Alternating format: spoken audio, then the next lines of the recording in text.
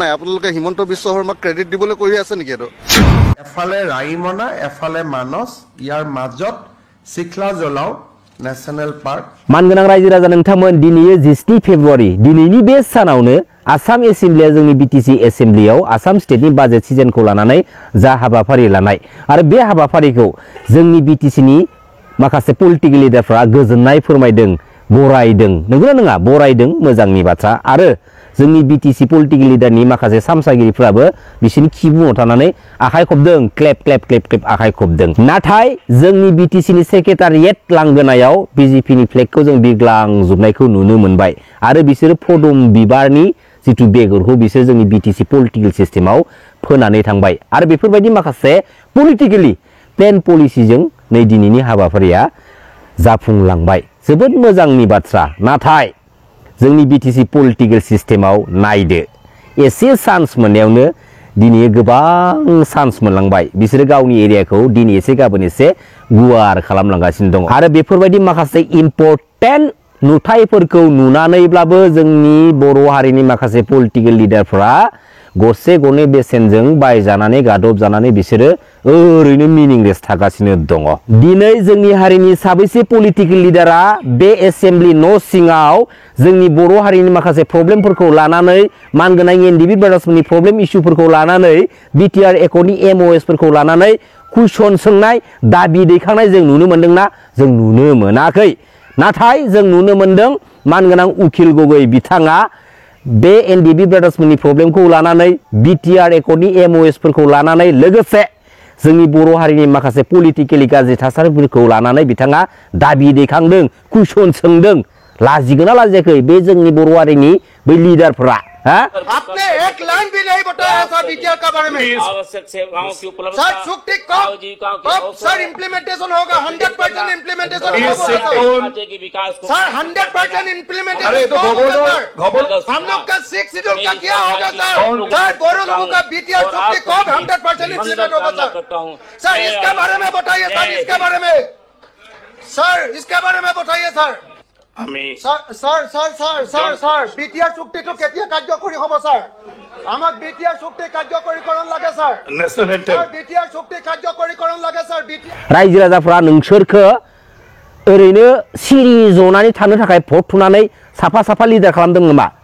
ना बै गावबा गावनि हिनजावनो गथ' गथायनो दामि दामि दखना दामि दामि जि दामि दामि गारि दामि दामि मबाइल बायना होनो थाखाय जे नोंसोरखो लिडार खालामदों नामा बहा थाखो नोंसोरनि खुगाया गावजों गावनि गेजेरावल' पलिटिकेलि राजनिति खालामनो नोंसोर माने रोंदोंना बिराद रोंफुदोंना गरनै गथामसो मोनजानायखाय लाजियाखसै नोंसोरो मानि मा लिडार नोंसोरलाय मा सेन्टिमेन्टेल दं नोंसोरनावलाय खुगा सिनो हायाबा जाय जायगायाव नोंसोरखौ खुगा सिथों बाथ्रा बुंथों सोंथि सोङैथों होननानै दिनै जोंनि बर' माहारिनि रायजो राजाफ्रा गावबा गावनि बेसेन गोसा मुल्यजों नोंसोरखौ साफा साफा लिडार खालामहरदों नाथाय नोंसोर दिनै माने सिरि थादों माने सिरि थादों नोंसोरो लाजियाखै साला जोंनि बर' हारिजों लोगोसे बे आसाम स्टेटआव जेसेबांखिनि ट्राइबेल हारिनि जातिफोर दङना जों जोंनि लिडार दैदेनगिरिफोरखौ जुदि थिक खालामना लानो हायाब्ला सम थानायावनो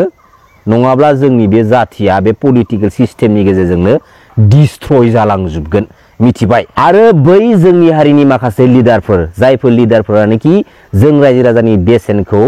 फाननानै मिसइउज खालामनानै बिसोरो बेसेन लागासिनो दङ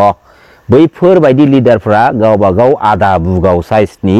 बैफोरबायदि लिडारखौ जोङो सापर्ट होबाय थायोब्ला नाय मा स्टेजआव जोंनि बे थासारिया फैगोन जोबोद लाजिनांगौ जोंनि हारिनि बे दानि पलिटिकल लिडारफ्रा माखौ आखाइ खबखो माखौ गोजोननाय बाथ्रा बुंदों दिनै नोंनि न'नि सिथ्लायाव गुबुननि हिसाबखौ खालामनो फैनायाव नोंहा माने एसेबां इन्टारेस्ट फैबाय जेब्ला नोंनि न'नि सिथ्लायावनो नोंनि गोनांथिनि बाथ्राफोरखौ नोंनि मावफुंनो गोनां माखासे बाथ्राफोरखौ लानानै नों दिनै मानो कुइसन सोंथि खालामनो हादिया रोंदिया मानो गोहो मोनदिया बेनि जाहोना मा जाहोना बेनो बिसोर आन्दोआव अलरेडि मोनसे पेकेज बायदियै गादब जाना दोनखानाय साफा साफा लिडार बिसोरो जेबो खुगासिनो हाया जेबो मावनो हाया जेराव बैसोर अर्डार हरबासो बिसोरो बुंनो हायो खामानि मावनो हायो नंगौना नङा रायजो राजा नोंथांमोन आरो बयनिख्रुइबो मोनसे लासिंसिं बाथ्राया जाहैबाय दिनै आसाम एसेम्ब्लिनि बीटीसी एसेम्ब्लियाव जितु बाजेट सिजन खालामनाय बेखौ वेलकाम खालामनो थाखाय मोनसे गेट खालामदोंमोन गेट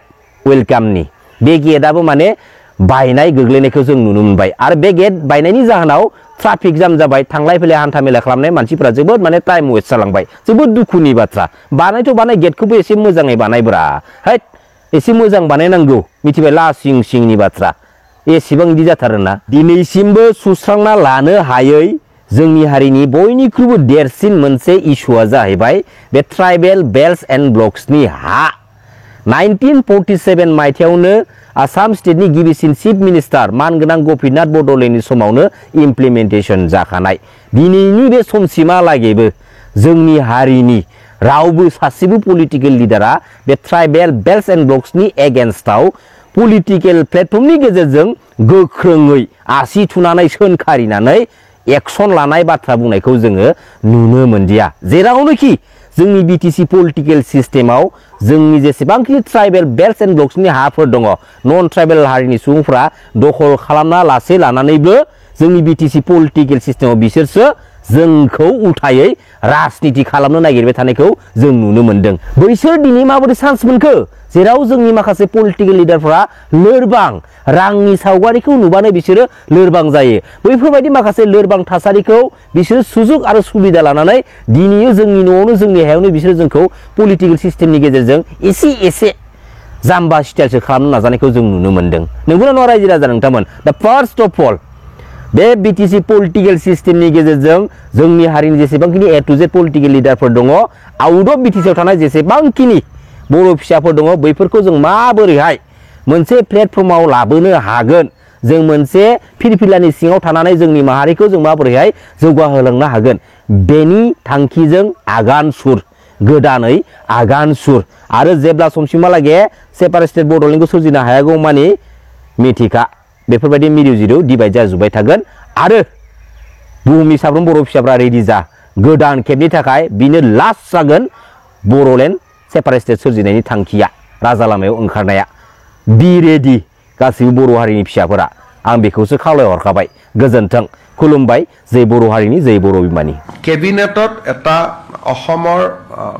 বন বিভাগৰ বাবে এটা খুব ঐতিহাসিক সিদ্ধান্ত অসমৰ সপ্তমখন নেশ্যনেল পাৰ্ক হিচাপে চিখনা জহলাও নেশ্যনেল পাৰ্ক কোকৰাঝাৰত আমি কোকৰাঝাৰ আৰু চিৰাং জিলাত আমি অনুমোদন কৰোঁ 316 স্কোয়াৰ কিলোমিটাৰ এই পাৰ্কখন ৰাইমনা পাৰ্ক আৰু মানস নেশ্যনেল পাৰ্কৰ মাজত হ'ব and this will be the 7th national parks of Assam So now we are second after Madhya Pradesh. গতিকে ইয়াৰ আগতে